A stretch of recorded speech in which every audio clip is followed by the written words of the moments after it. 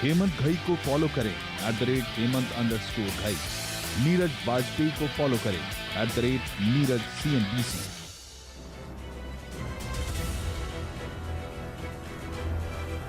स्वागत है आपका। आप देख रहे हैं आखिरी सौदा। मैं हूं प्रदीप पंड्या और मेरे साथ शैल जी भी जुड़ चुके हैं। Shail ji, good afternoon. Good afternoon Pradeep ji. शानदार आप बाजार में आज मूवमेंट देख रहे हैं। मिड कैप स्पेस में खासकर लगभग 1.25% ऊपर चल रहा है हमारा मिड कैप इंडेक्स 13,200 के आसपास। निफ्टी में हल्का सा जो आपने ऊपरी स्तर देखा था 100 पॉइंट के आसपास जो शुरुआती तेजी थी वो अब आपको हल्की होती दिख जा रही है। बैंक निफ्टी आपके सामने लगभग 68 अंक ऊपर है। लेकिन देखते हैं कहाँ कहाँ निफ्टी में आपको तेज़ी आती हुई दिख रही है। जाहिर तौर पर HDFC बैंक को देखिए, वीकेंड पर बहुत अच्छे नतीजे थे और स्टॉक आपको टॉप गेनर्स में दिखेगा निफ्टी पर। फिलहाल आपके सामने लगभग 3% ऊपर है 941 रुपये के आसपास। इसी तरीके से इन्फोसिस पर नतीजे नज़र रखिए। नतीजों से पहले 3.5% की तेज़ी आपके सामने 664 रुपये के आसपास। अन्य कई स्टॉक्स जो आपको हरे निशान में ट्रेड करते हुए दिख रहे हैं उसमें है टेक महिंद्रा 2% ऊपर 523 पर। HCL टेक आपको ट्रेड करता हुआ दिखेगा 2% ऊपर 465 पर। और अगर लाल निशान में आपको नज़र डालनी है तो सिर्फ मेटल स्पेस पे ध्यान दीजिए। हिंडाल को 6% नीचे है निफ्टी पर 117 पर। और JSW स्टील में आपको 5% का कट आता हुआ देख रहा है लगभग 169 रुपये 25 पैसे के आसपास। प्रदीप जी।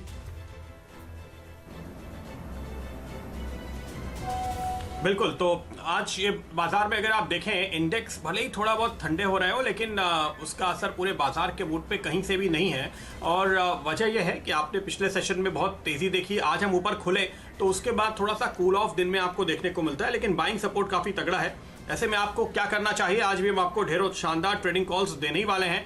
हमारे साथ हमारे एक्सपर्ट्स जुड़ेंगे। अल्पेश फूरिया देंगे ट्रेड एट 2, राहुल शाह लेकर आएंगे ट्रेड एट 2:30 और किरण जाधव देंगे ट्रेड एट 3। गौरांग शाह हमारे साथ जुड़ेंगे बाजार पर एक फंडामेंटल कॉल लेने के लिए। इसके अलावा पंड्या का फंडा होगा आपके लिए करीब 2:30 बजे और कल का खिलाड़ी आज 3 बजे लेकर आएंगे। और मोटा भाई आज डीलिंग रूम चेक के साथ जुड़ने वाले हैं। नतीजों पर हमारी नजर बनी हुई है, खास तौर पे ACC, ICICI, प्रू और हाँ इन्फोसिस भी। इन सभी पर होगी बात, लेकिन चलिए शुरुआत करते हैं ट्रेड एट 2 के साथ। अल्पेश जी बताइए क्या है आपका ट्रेड? जी हाँ, देखिए खरीदारी की राय देखिए पिछले काफी 1 से 2 हफ्ते से हम लगातार इस मार्केट के अंदर बुलिश है। और यहाँ पे मेरा ध्यान आज जो स्टॉक्स के अंदर है मैं उसकी प्राइस बता दूं। करीबन ये पहले मैंने जब दिया था तब 1170 दी, वहां से बढ़ के अभी 1225 के पास में ये स्टॉक आ गया है। लेकिन मुझे लगता है कि अभी भी इस स्टॉक के अंदर बहुत दम है, बहुत बड़ी तेजी आने वाले दिनों में स्टॉक में देखने को मिल सकती है। स्टॉक का नाम है ईसब। अब देखिए स्टॉक्स का जो ब्रेकआउट है वो आज 200 दिन के डीमा के ऊपर ये स्टॉक चलना शुरू हुआ है। और मुझे लगता है कि जो मैंने पहले टारगेट दिए थे करीबन 1280 और 1320 का, मुझे लगता है कि ये तो आजकल में अचीव हो जाएंगे। लेकिन मुझे लगता है कि आने वाले दिनों में अब ये स्टॉक आउट परफॉर्म करेगा मार्केट के ऊपर। और जिस तरह से वॉल्यूम में बढ़ोतरी हो रही है, जिस तरह इजाफा हो रहा है और एक हाइट ऑफ हायर बॉटम की फॉर्मेशन बनी है, मुझे लगता है डेफिनेटली एक अच्छा खासा बेट मिलेगा। अब जो आपका स्टॉप लॉस रहेगा वो 1170 के नीचे का होगा, जो आपका ट्रेडिंग स्टॉप लॉस रहेगा।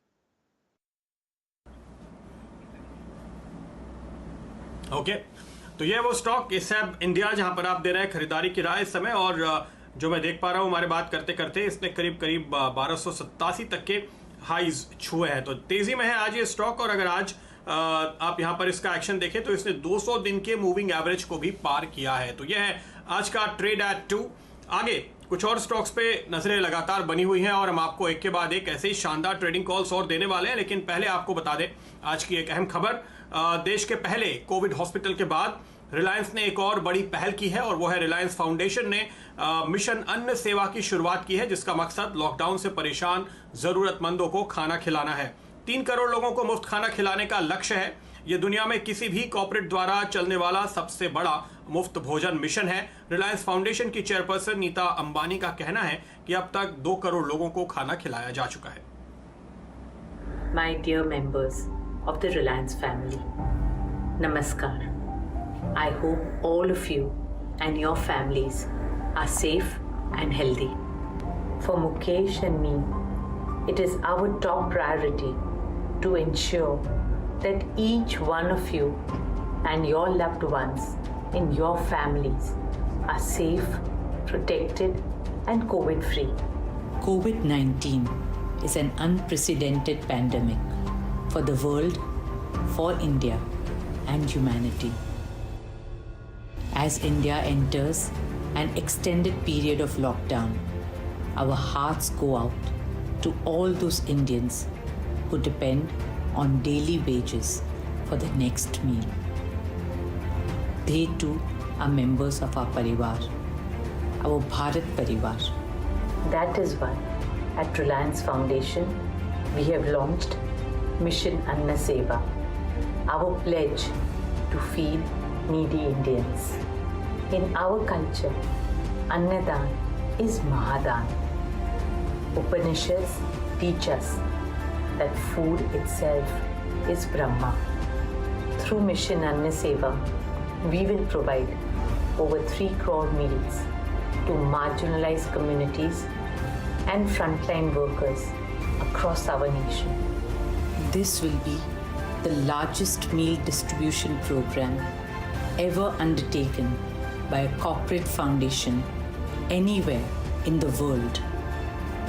Friends, it is our collective duty to do whatever it takes to help our people and our nation achieve victory in this fight against coronavirus.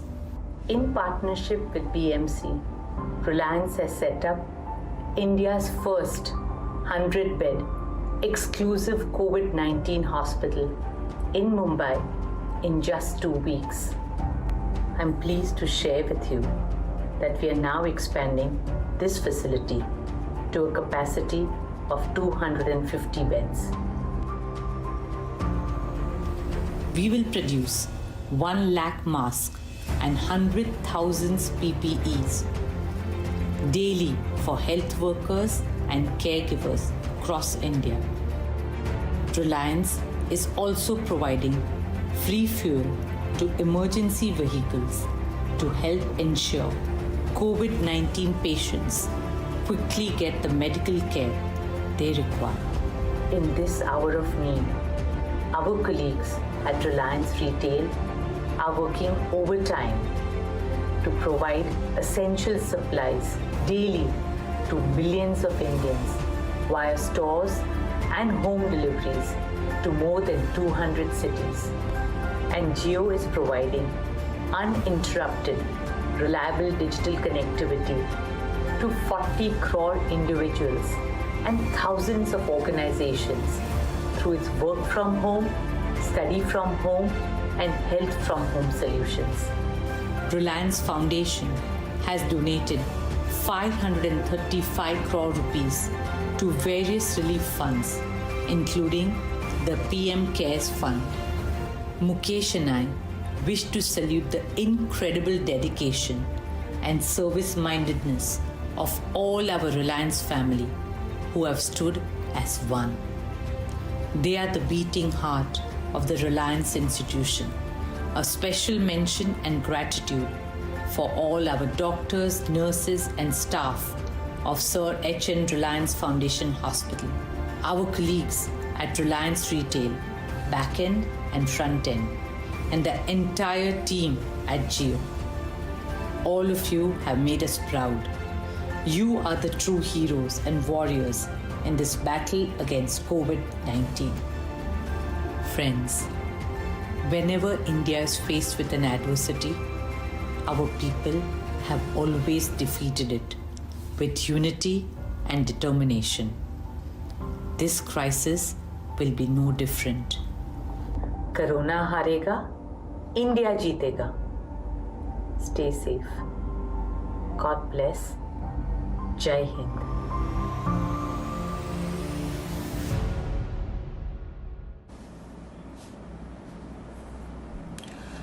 तो कोविड की इस महामारी के मुकाबले के लिए सभी लोग साथ में काम करते हुए और ये एक बड़ी पहल देश की सबसे बड़ी कंपनी से जुड़े हुए रिलायंस फाउंडेशन की ओर से आती हुई आपके सामने। और नजर डालते हैं बाजार पे, एक राय लेते हैं अपने एक्सपर्ट से निफ्टी या बैंक निफ्टी पे इस समय अगर वो कोई ट्रेड देख रहे हो। अल्पेश जी हमारे साथ जुड़े हुए हैं। अल्पेश, कोई ट्रेड है इस समय निफ्टी या बैंक निफ्टी में? क्या आप लॉन्ग करके जाना चाहेंगे, क्योंकि आप काफी बुलिश व्यू रखते हैं पिछले दिनों में, तो मेरा ख्याल है कॉल तो आपकी लॉन्ग साइड की होगी। जी हाँ, देखिए प्रदीप, बिल्कुल सही कहा आपने और मैं समझता हूँ, मैंने पहले भी कहा था कि मई का पहला या दूसरा वीक है जब तक ये रैली चलेगी। और मैं अभी भी बहुत ही लोअर टारगेट से, मेरे टारगेट्स तो यहाँ से बहुत काफी कुछ हाई है और मुझे लगता है कि अच्छी खासी रैली यहाँ से चलने को मिलेगी। देखिए पिछले हफ्ते हमने एक बाई कहा था 9240 के ऊपर, तो अब जैसे ये 9240 के ऊपर है, यहाँ से आपको कोई भी गिरावट आती है that will provide strong buying opportunity. मैं समझता हूँ 9020 spot level that will provide very strong support. और ऑन द अपसाइड में जो टारगेट्स बनते हैं 9460 और 9680 इस तक के टारगेट्स बनते हैं। अब प्रदीप एक स्टॉक में इसके साथ में ऐड करना चाहूंगा, क्योंकि मिड कैप और स्मॉल कैप स्टॉक्स के अंदर जिस तरह से बढ़त देखने को मिली है, ये स्टॉक करीबन 75 के पास में मैंने अभी देखा था। स्टॉक का नाम है BEL। देखिए जिस तरह की मूव मैं इसके साथ में इसलिए जोड़ रहा हूं कि देखिए बाइंग कितनी स्ट्रांग है। अगर आपका निफ्टी भी साइडवेज है तो 75-76 के पास में स्टॉक ट्रेड कर रहा है, आप 71 का एक स्टॉप लॉस लगा करके पोजिशनल ट्रेड लीजिए। मुझे लगता है कि आने वाले एक हफ्ते के अंदर यह स्टॉक करीबन आपको 85 से 90 की रेंज में ट्रेड करता हुआ दिख जाएगा। जी फुरिया साहब, बहुत शानदार तरीके से आपने BEL को पकड़ा है। इसमें ब्रेकआउट तो आ ही चुका है और 76 का मतलब है कि इसमें 50 की जो DMA है वो आपको टूटती हुई दिखेगी। वॉल्यूम तो शानदार है ही और आपके सामने लगभग 2,70,00,000 शेयर इसमें ट्रेड हो चुके हैं और बेहतरीन वॉल्यूम और प्राइस एक्शन। वॉल्यूम भी आपको लगभग 2 हफ्ते का हाई दिखेगा। तो BEL एक फेवरेट काउंटर रहा है ट्रेडर्स का और आपको इसमें बहुत ज़बरदस्त तेज़ी आती हुई दिख रही है। इस पर हम लोग ध्यान देंगे। अक्सर ये स्टॉक आपको सर्किट पर लगता हुआ दिखता है। एक थीम जो बहुत शानदार तरीके से आपको आज बाजार में दिखेगी वो है PSU बैंक्स की। और अगर आप PSU इंडेक्स ही देखें निफ्टी का, तो ये आज का टॉप गेनर है और इसमें आपको लगभग 4-4.25% की तेज़ी आती हुई दिखेगी 1376 के आसपास। और 4-5 दिन के साइडवेज ट्रेंड के बाद आज निफ्टी PSU बैंक बहुत अच्छी तरीके से आपको एक ब्रेकआउट करता हुआ दिखाएगा। कौन कौन से ऐसे स्टॉक्स हैं जहां पर आपको चर्चा होती हुई दिखेगी लॉन्ग साइड पर? आप देखिए सेंट्रल बैंक ऑफ इंडिया आपको दिन के उच्चतम लेवल पर दिखेगा। साथ ही साथ JK बैंक को देखिए, यहाँ पर भी आपको 20% तेज़ी दिखेगी। और ये स्टॉक्स हैं जो सुबह से ही आपको बहुत अच्छी तरीके से वॉल्यूम और प्राइस के साथ एक ब्रेकआउट आता हुआ दिखा रहे हैं। लेकिन कौन से ऐसे स्टॉक्स हैं जहाँ पर आपको अभी हल्की सी मूवमेंट आती हुई दिख रही बाकी है? सबसे पहले ध्यान देते हैं बैंक ऑफ इंडिया पर। यहाँ पर आपको लगभग 36 रुपए का प्राइस आता हुआ दिख रहा है और ये स्टॉक आपके सामने फिलहाल ट्रेड करेगा बहुत शानदार वॉल्यूम्स के साथ। सबसे पहले बैंक ऑफ इंडिया की तरफ नजर डालते हैं। फुरिया साहब, आपकी राय इस स्टॉक पर 36 रुपए का प्राइस आपके सामने है। मैं समझता हूँ सेल जी इसको अभी का भी खरीद लेना चाहिए। 35 के ऊपर का एक अच्छा खासा स्टॉक्स के अंदर ब्रेकआउट आया हुआ है। देखिए अब ये अच्छी जो स्टॉप लॉस बनेगा वो थोड़ा आपका 34-33 हाफ के नीचे का रहेगा। लेकिन ऑन द अपसाइड में जैसे ही ये स्टॉक 37 के ऊपर सस्टेन होना चालू होगा, मुझे लगता है कि 45 से पहले कोई भी रेजिस्टेंस मुझे यहाँ पर नहीं दिखता है। और 45 के लेवल्स को भी अगर ये स्टॉक निकालेगा तो 50-52 तक के लेवल देखने को मिलेंगे। लोअर लेवल्स में कहीं भी ये स्टॉक्स बॉटमिंग आउट की फॉर्मेशन बना रहा है। लोअर लेवल में ट्रायंगल का ब्रेकआउट की पूरी तैयारी हो चुकी है। मैं समझता हूं यहाँ पे डेफिनेटली बाय करके चलना चाहिए। बहुत ही अच्छा खासा रिटर्न आपको ये स्टॉक यहाँ से दिला सकता है।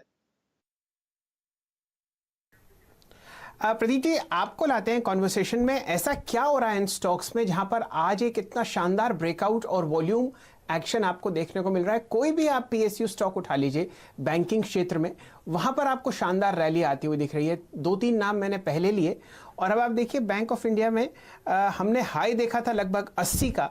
स्टॉक 36 रुपये 60 पैसे के आसपास ट्रेड कर रहा है। वॉल्यूम आपके सामने लगभग 66 लाख शेयर हो चुके हैं।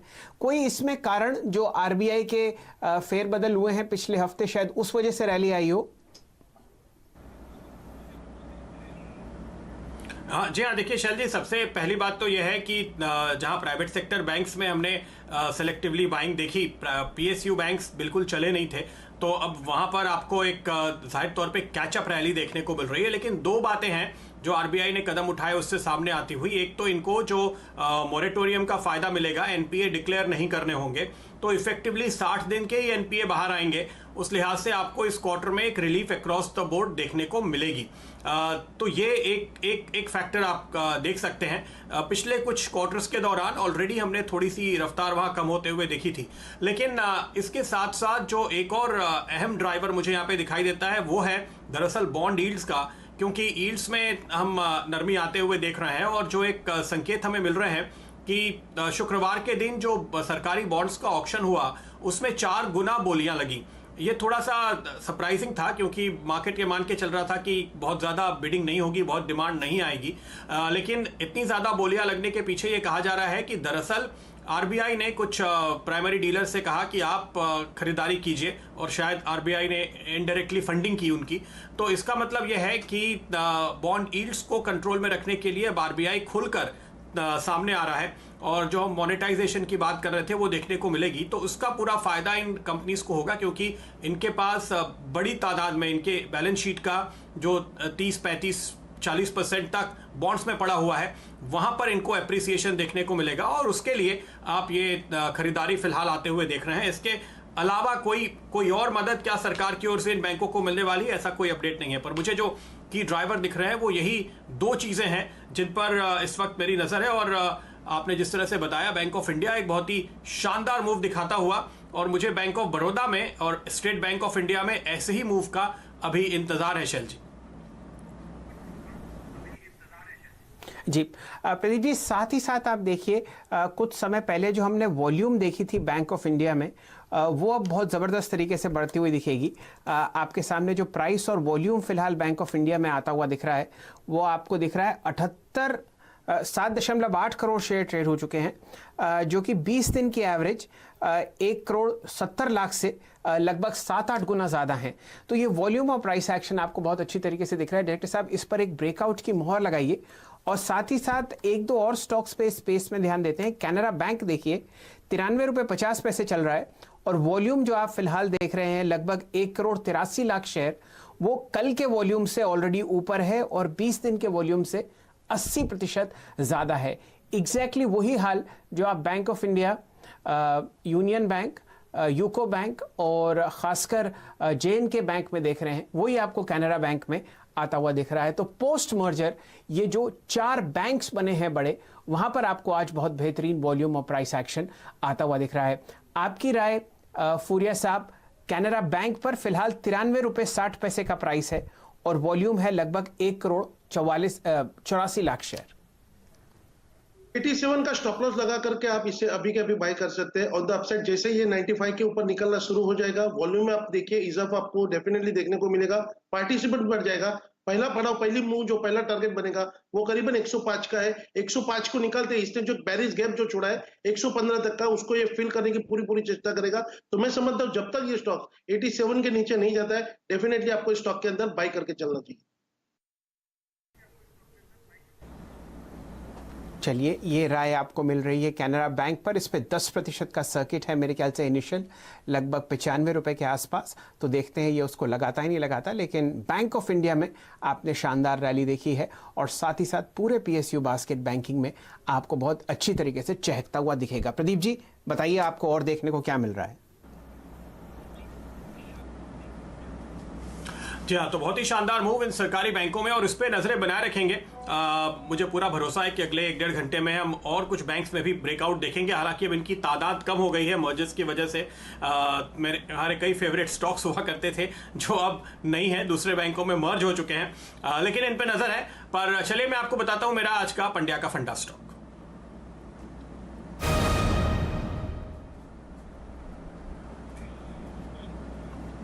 और आज का स्टॉक है मेघमनी ऑर्गेनिक्स। यहां पर 65 रुपए के टारगेट के साथ आपको खरीदारी की राय दी जा रही है। शुरुआती टारगेट है, क्योंकि मैं आपको सिर्फ याद दिला दूं, इसका 52 वीक हाई 73 था, लेकिन 2018 का हाई करीब 126 रुपए था।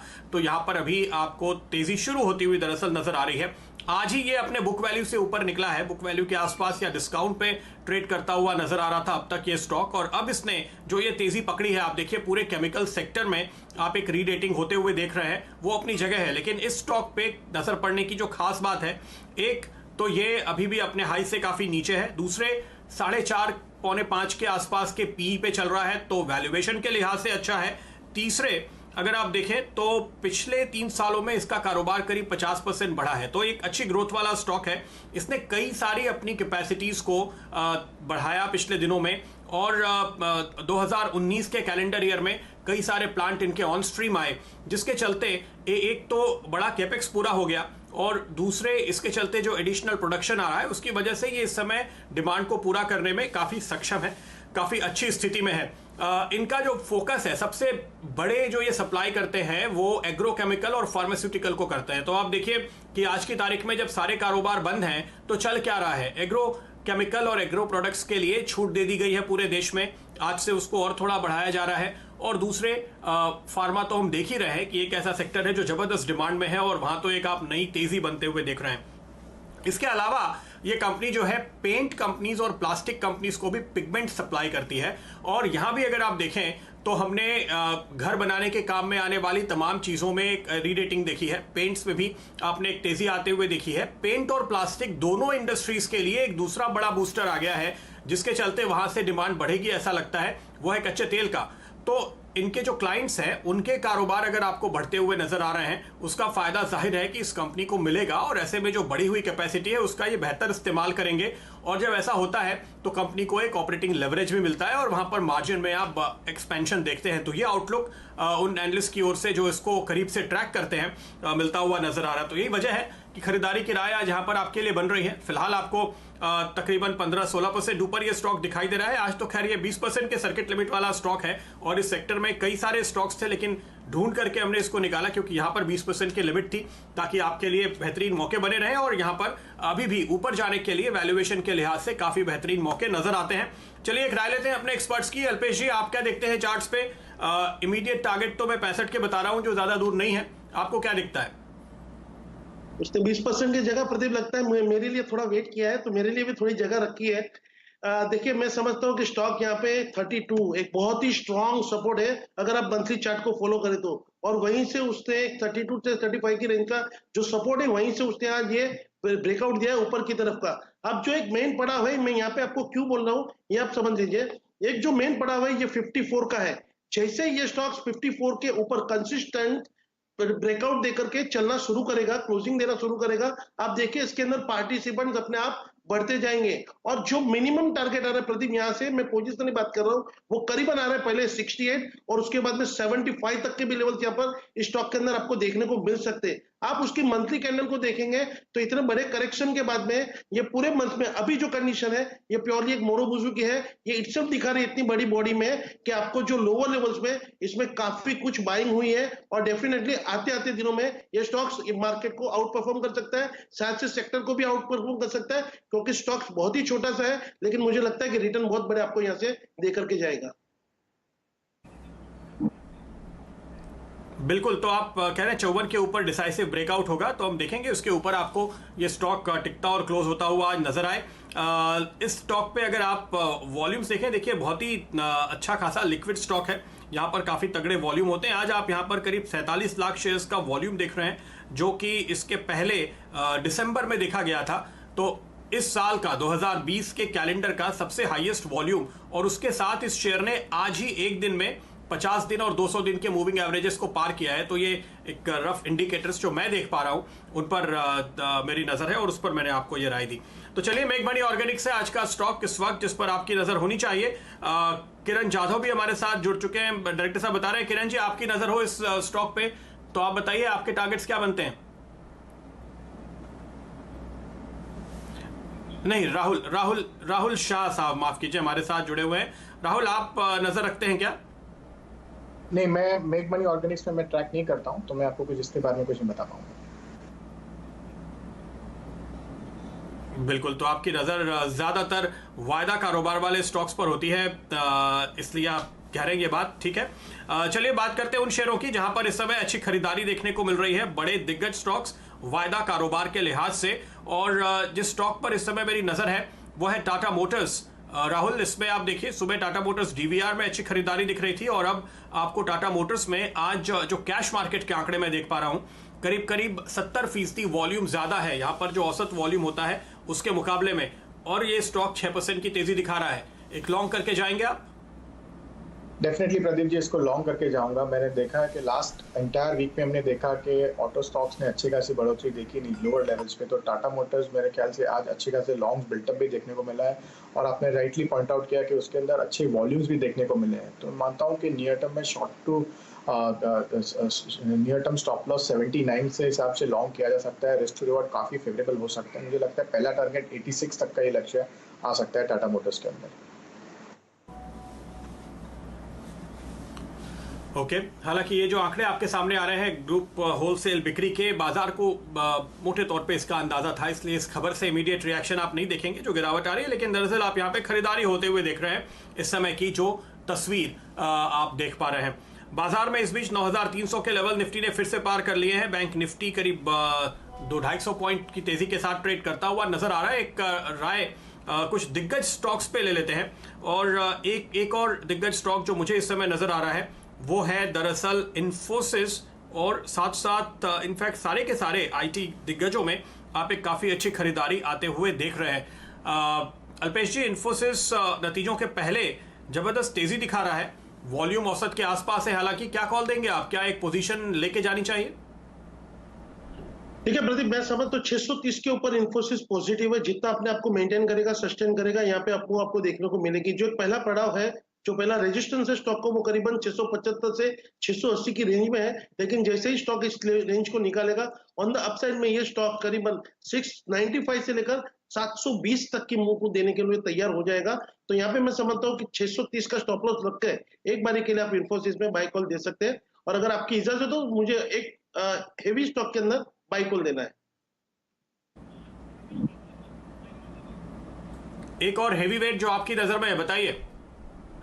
जी हाँ, देखिए काफी 150 का हमने आपको लास्ट टाइम भी टारगेट दिया था, वो टारगेट हमको अचीव होते हुए दिखा था। मैंने लास्ट टाइम भी कहा था कि 1150 इतना तक जब तक आता है, ये that will provide very strong support. और पिछले हफ्ते में देखिए 1148 की लो बना करके अब ये स्टॉक 1250 के पास में आ गया है। मैं समझता हूँ अब ये 1250 का ब्रेकआउट देने के लिए स्टॉक तैयार हो चुका है। तो मैं यहाँ पे कहूंगा कि ट्रेडिंग के लिए अब ये एक बहुत ही अच्छा सा ट्रेड बन रहा है कि आप करंट लेवल पे बाय करिए, 1200 के नीचे का स्टॉप लॉस लगाइए। मुझे लगता है पहला पड़ाव, पहला टारगेट बनेगा 1300, और उसको निकाल के स्टॉक 1350 तक चला जाएगा। जी, बहुत शानदार फूरिया साहब, आपने स्टॉक पकड़ा है। हम लोग अभी इंटरनली चर्चा कर रहे थे कि बिल्कुल एक ब्रेकआउट तैयार है RIL पर। 1250 के आसपास आपको ये कैश मार्केट्स में दिख ही रहा है, और बिल्कुल अपने 200 DMA से जो बिल्कुल 1300 रुपये के आसपास है उस तरफ अग्रसर है। तो एक तो इस पर ब्रेकआउट की मोहर लगाते हैं, और अगर प्रदीप जी की इजाज़त हो तो इसको बनाते हैं बाजार का बादशाह।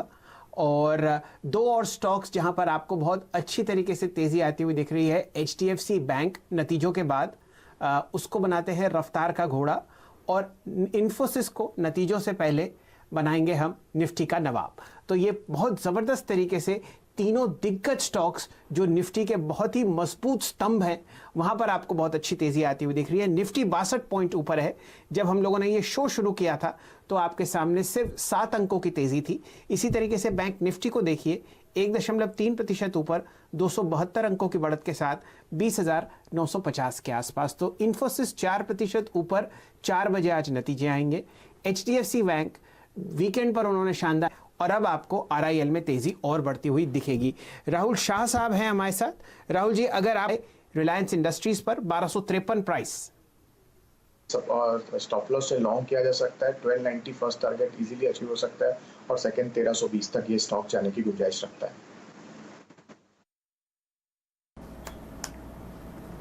चलिए 1320 के लक्ष्य में, अब अगर आप इसकी थोड़ी लंबी अवधि का चार्ट दिखाएंगे तो आपको दिखेगा कि एक शानदार आपको मेरे ख्याल से आपके सामने, जी हाँ, मार्च 2020 का हाई लगता हुआ दिख रहा है, जो कि लगभग 1.25 महीने, और अगर ये चलती है तो आप देखिए बाजार का ऊपर जाना बिल्कुल तय है। पिछले 2 मिनट में निफ्टी 10 पॉइंट ऊपर बढ़ चुका है, दिन के उच्चतम लेवल की तरफ अब अग्रसर 9,337, और आपने दिन का उच्चतम लेवल देखा था लगभग 9,385 के आसपास। तो देखिए फिलहाल किस हिसाब से आपको रैली बनती हुई दिखेगी। प्रदीप जी। बिल्कुल, तो ये कॉल आपके लिए रिलायंस पर आते हुए, और HDFC बैंक एक और स्टॉक जिस पर अभी अभी शैल जी आपने बात की, दर्शकों को याद दिला दे कि शुक्रवार के 900-905 के दायरे में थे, तो वहां से आज आपने 40-45 रुपए के मुनाफे पर बैठे हैं। अल्पेश, ये बताइए वो पोजीशन क्या बुक करेंगे या अभी होल्ड करेंगे? ये पोजीशन को आपको होल्ड करके चलना चाहिए, थोड़ी जल्दबाजी नहीं करनी चाहिए। शायद से मार्जिन सुधरती हुई नजर आई होगी, तो एनालिस्ट जो अंदाजा लगा रहे हैं उससे आपको थोड़ा और बेहतर नतीजा दिखे। तो मेरा मानना है कि अभी जो नेक्स्ट बैरियर है 950 है, उसके ऊपर मैं बहुत एग्रेसिवली जाके बाय करने की सलाह दूंगा। अभी एक्यूमुलेशन जोन है करंट लेवल से करीबन वो स्टॉक जिसने दरअसल आज सबसे ज्यादा कंट्रीब्यूट किया है बाजार को ऊपर जाने के लिए। तो आप देखिए 350 पॉइंट ऊपर बैंक निफ्टी है और 4.5% ऊपर HDFC बैंक है। शानदार नतीजे इसने पेश किए।